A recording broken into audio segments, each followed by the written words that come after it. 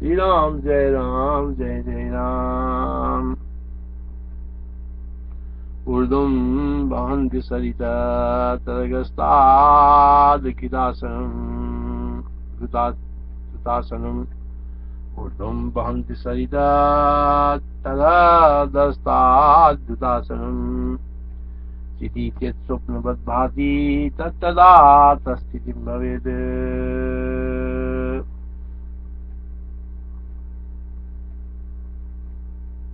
कोई बात ही मानती है कि पृथ्वी गुरु होने से निरंतर महाकाश में गिरती है।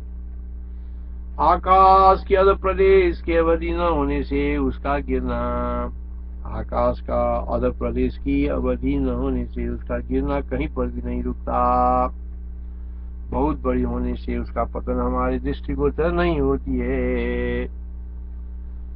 ज्योतिष चक्र ज्योतिर्मंडल जो दोनों ओर से मेरु पर्वत पर जुड़े हुए दक्षिण और उत्तर ध्रुव में जगह बना है, पृथ्वी के साथ ही गिरता है। ज्योतिष चक्र ज्योतिर्मंडल जो दोनों ओर से मेरु पर्वत पर जुड़े हुए दक्षिण और उत्तर ध्रुव में बना है, पृथ्वी के साथ ही गिरता है। वह अत्यंत हल्का होने के कारण गिरने से अनादिकाल से घूमता है। कोई लोग ये मानते हैं कि युक्सुनावम प्रतिष्ठाम वेद प्रत्येव तिष्ठति। श्रुति के अनुसार भूमि का आधार सागर है, अर्थात भूमि सागर पर आधारित है। उसने कहीं पर न बंधी हुई भूमि नाव की तरह घूमती रहती है, और उसमें कहीं पर न बंधी हुई भूमि नाव की तरह घूमती रहती है और प्रलय काल में सागर में डूब जाती। एवं सृष्टि के समय जल में फेंकी हुई तुम्बी की तरह ऊपर आ जाती है। दूसरे लोग ये मानते हैं कि भूमि के ऊपर नीचे और अगल बगल अगाध जल ही जल है। उसके अंदर छिद्रों में भूमि के 7 लोग हैं, जिनके मध्य भाग वायु से पूर्ण है। उनके मध्य भाग में स्थित वायु के अतीव हल्का होने के कारण जलमग्न तुम्बी के समान सातों लोग सदा ऊपर की ओर जाते हैं। और लोग मानते हैं कि भूगोल के चारों ओर आकाश ही आकाश है। उसके असीम और गुरु होने के कारण मेरु पर्वत पर स्थित देवताओं की दृष्टि से दक्षिण भाग ही अधोभाग है। अध दक्षिण से ही उसको सदा गिरता है। दूसरे असुर पक्षी वाली पाताल देश को ही उर्दू प्रदेश मानते हैं। देवता जिसे उर्दू दिशा मानते हैं, उसको वे अपने कपूल कल्पना से अधोभाग मानकर गुरुतर भूमि का उत्तर से ही गिरना निश्चित करते हैं। इसी से पूर्व और पश्चिम दिशाओं के निवासी भी अपने अपने पूर्व देश को उर्दू दिशा मानकर और पूर्व पश्चिम की भूमि के गिरने की कल्पना करते हैं। कोई वादी कहते हैं ज्योतिर्मंडल अथवा सौर परिवार नहीं घूमता, किंतु पृथ्वी अपनी जगह पर घूमती है। भूमि का चलना हम लोग नहीं देख पाते। ऐसी नाव में सवार हुए लोग पेड़ों का चलना देखते हैं, वैसे ही हम ज्योतिर्मंडल का घूमना देखते हैं। अन्य लोग कहते हैं भूमि ही सबकी अपेक्षा नीचे है। उसके चारों स्थित लोगों की दृष्टि से उनके शीर प्रदेश से उपलक्षित सकल दिशाएं ऊर्ध्व दिशाएं हैं। उन दिशाओं में गुरुतावश जिस दिशा में पृथ्वी के पतन की संभावना की जाए वो दिशाएं निश्चित नहीं है। विनिगमक कोई न होने से पृथ्वी कहीं पर भी नहीं गिरती है, अपनी जगह पर ही निश्चल रहती है। पूर्वोक्त सभी वादियों की स्वबुद्धि में अवच्छिन्न चित्त की सत्ता से सब कुछ सत्य है, वास्तव में कुछ भी सत्य नहीं है। पूर्वोक्त सभी वादियों की स्वबुद्धि में अविच्छिन्न चित्त की सत्ता से सब कुछ सत्य है, वास्तविक में कुछ भी सत्य नहीं है, यह अभिप्राय है। तस्मात् पतन्तु पूर्वाता पतत्यैवानिशं जगत्पतन्तु तु चिद्भाता तथा नानात्मिका भवेत्। यदि पृथ्वी का बुद्धियावच्छिन्न चैतन्य में निश्चल है, यो भान हो तो निश्चल ही प्रतीत होगी। जो प्राणी रात दिन अप्रतिहत नेत्र हैं, उनकी दृष्टि में ये सर्वदा प्रकाश वाली हैं, तथा जात्यंत जन्मांत लोगों की दृष्टि में सदा प्रकाश नहीं आता। इसी प्रकार तत्वादियों की भूमिका निरंतर नीचे गिरना, ऊपर जाना, घूमना, तैरना आदि कल्पना भी तत्वादियों की बुद्धि में अवच्छिन्न चित सत्ता से सत्य ही है। शब्दासालोकतु प्रकाशिनो निरालोक निरालोका लोका नामात्मिना। केवल चिद्भान के अनुसार ये संसार का सारा नक्षत्र मंडल अथवा पृथ्वी असत ही अथवा सत ही प्रतीत होती है। केवल चिद्भान के अनुसार ये सारा का सारा नक्षत्र मंडल अथवा पृथ्वी असत ही अथवा असत ही प्रतीत होती है। अदाजी प्रकार सतवादियों के चिद्भान के अनुसार सौर परिवार रामाही मंडल वैसे सत अथवा सत है। केवल चिद्भान के अनुसार ये सारा का सारा नक्षत्र मंडल पृथ्वी असती अथवा सती प्रतीत होती है। चिद्भान के अनुसार ये सारा का सारा नक्षत्र मंडल पृथ्वी असती अथवा सती प्रतीत होती है। अर्थात इसी प्रकार सतवादी तथा असतवादियों का चिद्भान के अनुसार सौर परिवार तथा महिमंडल वैसा ही सत अथवा सत है। चिद्भान का अनुसार न तारा चक्र तथा मई असदेव सदै वेद भातिदम अभिखंडितम। यह पृथ्वी लोकालोक पर्वत तक व्याप्त है, बस इतना ही इसका परिमाण है।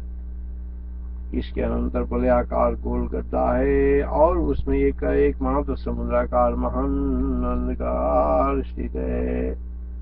ये कहीं कहीं पर लोकालोक पर्वत के दो शिखर के मध्य में थोड़ा बहुत धूप की भी प्रवेश है। ये पृथ्वी लोकालोक पर्वत तक व्याप्त है, बस इतना ही इसका परिमाण है। इसके अनंतर वलयाकार गोल गड्ढा है और इसमें एकमात्र समुद्राकार महान अंधकार स्थित है। कहीं कहीं पर लोकालोक पर्वत के दो शिखर के मध्य में थोड़ा बहुत धूप का भी प्रवेश है। आलोकमेवात नवखातम ततु महत तमये कार्णवाकारम तिदम तत्र क्वचित क्वचित। परिका के चारों ओर रहने वाले नक्षत्र मंडल के अति दूरवर्ती होने तथा पर्वत के लोकालोक गिरी के विशालकाय होने के कारण उसी आदित्य का पर्यंत किसी भाग में अंधकार रहता है और किसी भाग में प्रकाश रहता है, इसलिए वो लोक प्लस आलोक है। दुरस्वादृक्ष चक्र से करालत्वान महागिरे कुचित तम कुचित तत्रैवा चतुर्विज। लोकालोक पर्वत के उस पर स्थित आकाश मंडल से अति दूर चारों नक्षत्र मंडल परिभ्रमण करता है। लोकालोक पर्वत के उस पार स्थित आकाश मंडल से अति दूर चारों नक्षत्र मंडल परिभ्रमण करता है। लोकालोक गिरे पारे चिदाकाश मंडलात् दशदिक्कं सुरेरुदूरेण चक्रम विवर्तते। पाताल से लेकर द्युलोक तक विस्तृत और नक्षत्र मंडल आकाश में बना है। पाताल से लेकर द्युलोक तक विस्तृत और नक्षत्र मंडल आकाश में बना है। सबसे ऊंचे स्थित ध्रुव को छोड़कर सारा नक्षत्र मंडल चारों ओर भ्रमण करता हुआ दसों दिशाओं में संचार करता है। पाताल से लेकर द्युलोक तक आप विस्तृत और नक्षत्र मंडल आकाश में बना है। प्रभु सबसे ऊंचे स्थित ध्रुव को छोड़कर और सारा नक्षत्र मंडल चारों ओर भ्रमण करता हुआ दसों दिशाओं में संचार करता है। आपाताल दिवो नक्षे नद्द मृक्ष चक्रंतरम मरे दशदिक्कं प्रसरति पतद्दुर्द्वादुते द्विदेवविद। ये नक्षत्र मंडल लोकालोक पर्वत की शिखर पर पाताल से सारी पृथ्वी को प्रदक्षिणा करता है। ये नक्षत्र मंडल लोकालोक पर्वत की शिखर पर पाताल से सारी पृथ्वी की प्रदक्षिणा करता है और वो चित्त की कल्पना से अतिरिक्त नहीं है। भूलोकमेव पातालयुतम नक्षत्र मंडलम पर्येति लोकलोकान्ते नान्यचित् कल्पना। लोकालोक पर्वत सहित भूलोक से दुगुनी आकाश मंडल के अंदर पकी हुई अखरोट की कड़े छिलके के समान नक्षत्र मंडल स्थित है। लोकालोक पर्वत सहित भूलोक से दुगुने आकाश मंडल के अंदर पकी हुई अखरोट के कड़े छिलके के समान। लोकालोक पर्वत सहित भूलोक से दुगुने आकाश मंडल के अंदर पकी हुई अखरोट के कड़े छिलके के समान नक्षत्र मंडल स्थित है। सलोकालोक भूलोक द्विगुणात्कादनंदनम पक्का चोटस्य विसेवतिदम नक्षत्र मंडलम।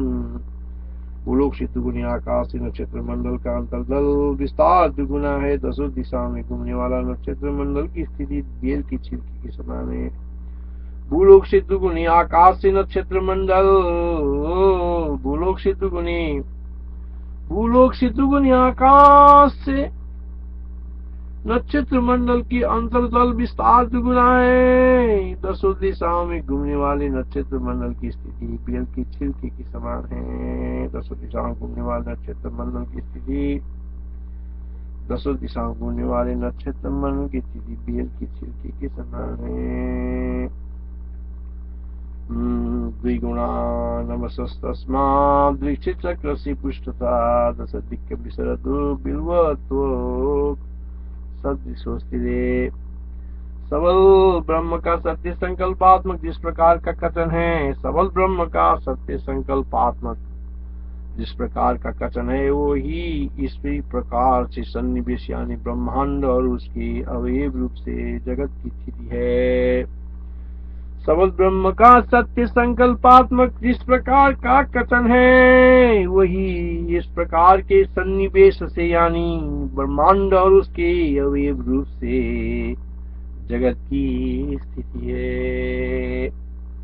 संवेद कनस्य कथनम यादृशम कल्पनात्मकम यदि तम सन्निवेशेन नन्वियम जागति। अनंत नक्षत्र मंडल से दुगुना पूर्वोक्त आकाश से दूसरा आकाश है। अनंत नक्षत्र मंडल से दुगुना पूर्वोक्त आकाश से दूसरा आकाश है और वह कहीं पर आकाश प्रकाश से जगमगाता है, कहीं पर गाढ़ अंधकार से व्याप्त है। अनंत नक्षत्र मंडल से उस आकाश के अनंत नक्षत्र मंडल से दुगुना पूर्वोक्त आकाश से दूसरा आकाश है और वह कहीं पर प्रकाश से जगमगाता है और कहीं पर गाढ़ अंधकार से व्याप्त है। नक्षत्र चक्रा द्विगुणम ततुन्य विद्यते नव तच्च क्वचित् प्रकाश साध्यम क्वचित् सांद्र तमोमयम्। उस आकाश के आखिरी छोर पर ब्रह्मांड कपाल है, उसमें एक कपाल ऊपर है और एक नीचे है, इन दोनों के बीच में आकाश है। उस आकाश के आखिरी छोर पर ब्रह्मांड कपाल है, उसमें एक कपाल ऊपर है और एक नीचे है, उन दोनों के बीच में आकाश है। पर्यंतितम ब्रह्मांड कर्बरम एक मूर्ति पर मधु गगनम मध्यमे तयो। 1 अरब योजन विस्तीर्ण वज्र के समान कड़ा और मजबूत कल्पना मात्र स्वरूप परमात्म रूप में आकाश का विकार पंचीकृत भूतकाली रूप आकाश चिदाकाश ही है, उससे पृथक नहीं है, वह आकाश में स्थित है। 1 अरब योजन विस्तीर्ण वज्र के समान कड़ा और मजबूत कल्पना मात्र स्वरूप परमात्म रूप में आकाश का विकार पंचीकृत भूतकाली रूप आकाश चिदाकाश ही है। 1 अरब योजन विस्तीर्ण वज्र के समान कड़ा और मजबूत कल्पना मात्र स्वरूप परमात्म रूप में आकाश का विकार पंचीकृत भूतकाली रूप आकाश चिदाकाश ही है, उससे पृथक नहीं है, वो आकाश में स्थित है। योजनानां कोटिशतम पुष्टम वज्रजिरं सतत तिदं संवेदनमयं व्योम्नि व्योममयात्मकम्। महागोलाकार आकाश में ज्योतिर्मंडल सभी और व्याप्त रहता है। महागोलाकार आकाश में ज्योतिर्मंडल सभी और व्याप्त रहता है। ऐसी परिस्थिति में इस ज्योतिष चक्र में क्या ऊपर है, क्या नीचे है, क्या पूर्व है, क्या पश्चिम है, यदि हैं तो सभी ऊपर हैं, सभी नीचे हैं और सभी पूर्व और पश्चिम में। महागोलाकार आकाश में ज्योतिर्मंडल सभी ओर व्याप्त रहता है। ऐसी परिस्थिति में इस ज्योतिष चक्र में क्या ऊपर है, क्या नीचे है, क्या पूर्व है, क्या पश्चिम है? यदि हैं तो सभी ऊपर, सभी नीचे हैं, सभी पूर्व तथा पश्चिम है। सर्वदिक् महागोले नवशीषु कर्तारकम् किमत्रोद्धूर्मद किं स्यात् सर्वमूर्धमदस्तथा।